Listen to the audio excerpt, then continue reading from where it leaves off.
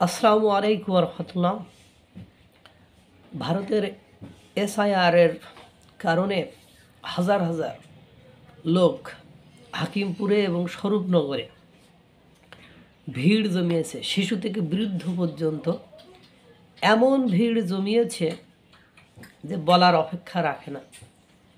এই যে ইতিমধ্যে জাতিসংঘ রিপোর্ট দিয়েছে যে 2025 সালের ডিসেম্বরের ভেতরে বাংলাদেশে 1,60,00,000 মানুষ তীব্র খাদ্য সংকটের ঝুঁকিতে পড়বে। 30 লক্ষ শিশু আপনার অপুষ্টিতে ভুগবে। তার ভেতরে এসআইআর করার ফলে ভারত থেকে বাংলাদেশ থেকে যাওয়া যে অবৈধ অনুপ্রবেশ সেখানে ঘটেছিল। এর আগে আপনারা দেখেছেন যে পুশিন করে করে 20 জন, 30 জন, 50 জন, 60 জন, 100 জন, 110 জন, এভাবে বিভিন্ন স্টাইলে বিএসএফ বাংলাদেশের বিজিবির বর্ডার গার্ড বাংলাদেশ তাদের কাছে হস্তান্তর করেছে এবং বাংলাদেশ নীরবে নিভৃতে বাকহীনভাবে তাদেরকে নিয়েছে। কারণ কিচ্ছু করার নেই, তারা বাংলাদেশের নাগরিক, তারা অবৈধভাবে অনুপ্রবেশ করে ভারতে যে কাজ করত। এবার যখন এসআইআর শুরু হলো তখন এই অবৈধ লোকগুলো ভয়ে ডিটেনশন ক্যাম্পে যাওয়া না থাকার ভয়ে তারা হাকিমপুর এবং স্বরূপনগরে এসে ভিড় জমিয়েছে এবং সেখান থেকে চলে আসছে। ভারতের বিভিন্ন সামাজিক যোগাযোগ মাধ্যমে তাদের সাক্ষাৎকার দেখাচ্ছে। একজন যশোরের একজন অন্ধ ছেলে 20 বছর আগে গিয়েছে, সে সেখানে গান টান গিয়ে বেড়ায়। সে বলছে যে এসআইআর বা এনআরসি যাই করুক না কেন, এটা অবৈধ কোনো কিছু নয়। প্রত্যেকটি দেশেরই উচিত এই ধরনের অবৈধ যারা আছে তাদেরকে তার নিজ দেশে ফিরিয়ে দেওয়া।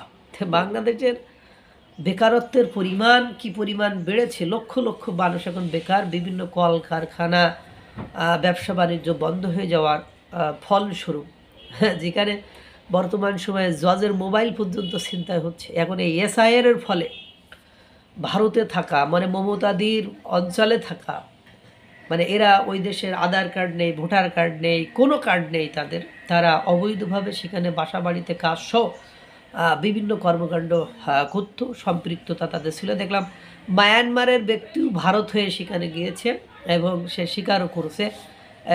এই হলো অবস্থা।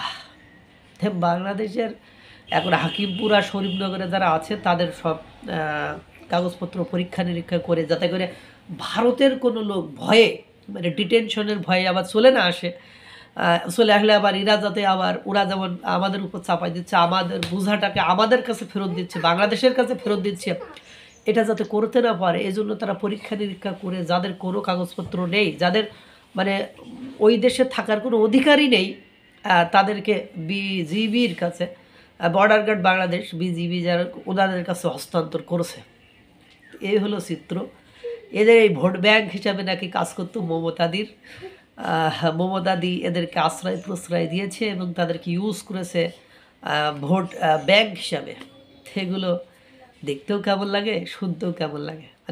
এই যে অবৈধ অনুপ্রবেশ, এরা যাই বা কেন এখন এরা এই দেশে ফিরে এসে এরা যে একটা আমাদের জন্য একটা বোঝা, থাকলে একরকম প্রসেসিংয়ের ভেতরে থাকে, তাদের একটা সুযোগ সুবিধা তৈরি হয়। বাংলাদেশ এমনি খাদ্য নিরাপত্তা ঝুঁকির মধ্যে পড়ে গিয়েছে। বিনিয়োগ সমস্যা, ঘাটতি, মূল্যস্ফীতি, মুদ্রাস্ফীতি এগুলো দিন দিন বেড়ে যাচ্ছে।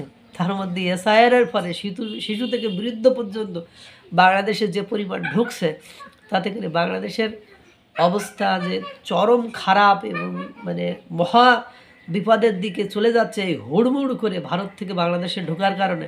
সেটা আপনার ভাবনা অতীত, বুঝবো, আমরাই বুঝবো। শুধু একটু অপেক্ষা করেন, ধৈর্য ধারণ করেন। আল্লাহ তাআলা সকলকে ভালো রাখুক, সুস্থ রাখুক।